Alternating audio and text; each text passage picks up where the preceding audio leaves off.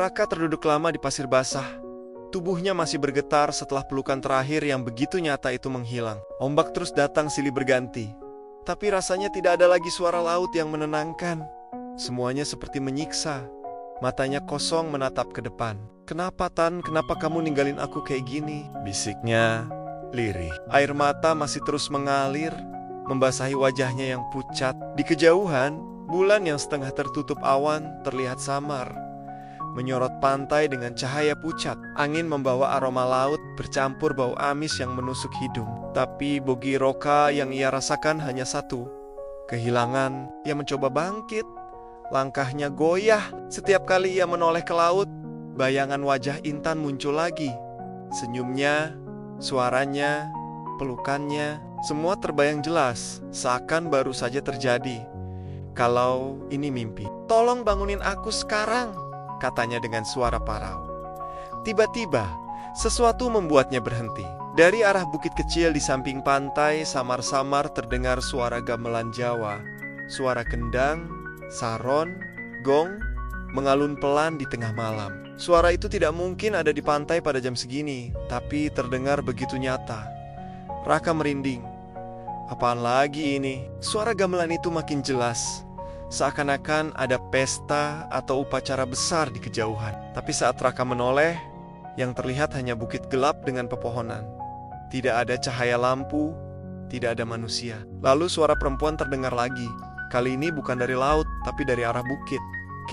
Kesini, itu suara Intan. Jelas sekali. Raka terdiam. Tubuhnya kaku, hatinya bergejolak. Suara itu memanggilnya. Seakan-akan Intan benar-benar menunggunya di sana.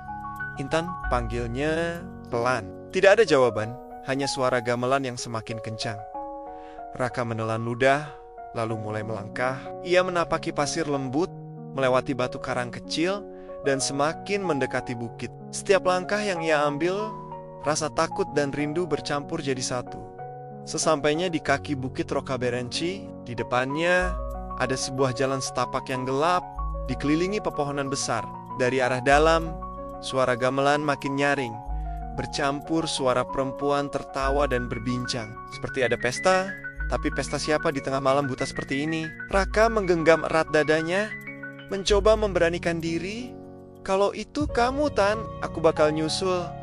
Ia melangkah masuk. Hawa di dalam jalan setapak itu terasa berbeda. Angin berhenti berembus, udara semakin dingin, dan suara laut hilang sama sekali. Hanya suara gamelan yang terus terdengar sikenekan membimbing langkahnya. Raka berjalan perlahan. Setiap kali ia menoleh ke belakang, pantai terlihat semakin jauh, seperti menghilang di telan gelap. Akhirnya, ia sampai di sebuah tanah lapang, dan di sanalah matanya melebar. Di hadapannya sebuah panggung besar berdiri, dihiasi kain putih panjang yang berkebar-kibar meski tidak ada angin. Lampu obor menyala di sekeliling, memberikan cahaya temaram, dan di atas panggung itu banyak sekali perempuan berpakaian kebaya putih menari dengan gerakan lambat. Wajah mereka pucat, rambut terurai, mata mereka kosong menatap lurus ke depan. Suara gamelan semakin nyaring, dimainkan oleh sosak-sosak bayangan yang tidak jelas wajahnya. Semua seakan sedang merayakan sesuatu. Raka melangkah mundur, napasnya tersengal. Astagfirullah. Apaan? Tiba-tiba dari tengah para penari muncul sosok yang ia kenal. Intan.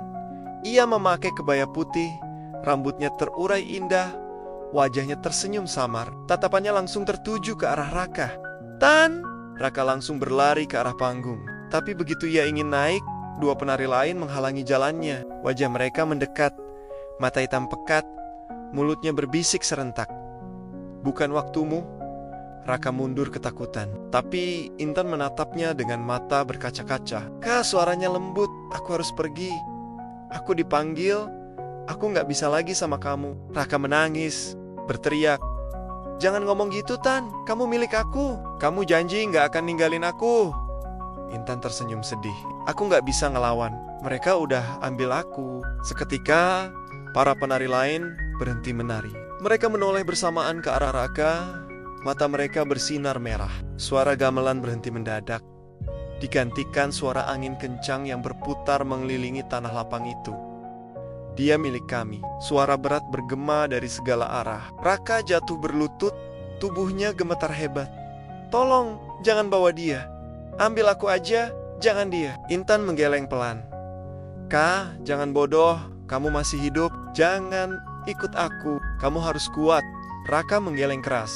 Aku gak bisa hidup tanpa kamu, Tan. Aku lebih baik mati aja daripada kehilangan kamu. Tiba-tiba, sosok tinggi dengan jubah hitam muncul di panggung. Wajahnya tertutup kain putih, hanya matanya yang terlihat, hitam tanpa bola mata. Sosok itu menoleh ke arah Raka, lalu menunjuk dengan jari panjangnya. Kalau kau ingin ikut, tinggalkan hidupmu sekarang. Tanah di bawah Raka bergetar, retakan muncul.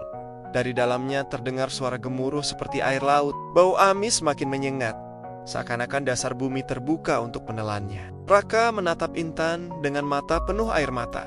Tan, izinin aku ikut kamu. Aku gak mau kamu sendirian. Intan menangis, suaranya pecah. Kak, jangan. Aku gak mau kamu hancur kayak aku. Aku lebih tenang kalau kamu hidup. Tapi Raka tidak mendengar. Ia sudah berdiri di tepi retakan itu. Tubuhnya goyah, hatinya hanya ingin satu. Bersama Intan, para penari putih mulai mendekat. Mengelilinginya, wajah mereka semakin menyeramkan. Suara tawa aneh bergema di udara. Raka memejamkan mata, bersiap menjatuhkan dirinya ke dalam retakan. Tapi tiba-tiba, pelukan hangat menghentikannya. Ia membuka mata, dan di sana Intan memeluknya erat. Air matanya jatuh di bahu Raka. Kak, kalau kamu sayang aku, tolong hidup. Itu cara terakhir kamu buat buktiin cinta kamu. Raka membeku. Kata-kata itu menghantam hatinya keras. Ia terisak, menunduk, dan akhirnya roboh berlutut, menangis dalam pelukan Intan. Tapi perlahan, pelukan itu menghilang lagi. Intan mundur, senyumnya samar. Selamat tinggal, Kak. Jangan cari aku lagi. Lalu, tubuh Intan ditarik ke dalam kegelapan panggung, diseret oleh para penari putih. Raka berteriak histeris, mencoba meraih, tapi tidak bisa. Semuanya berputar cepat. Suara gamelan kembali berdentum keras. Angin berhembus kencang, dan cahaya obor padam bersamaan. Gelap gulita menelan semuanya. Ketika Raka membuka mata lagi, ia sudah kembali berada di tepi pantai. Tidak ada panggung, tidak ada penari, hanya suara laut yang bergemuruh. Raka terjatuh di pasir, tubuhnya lemah, air matanya tidak berhenti jatuh.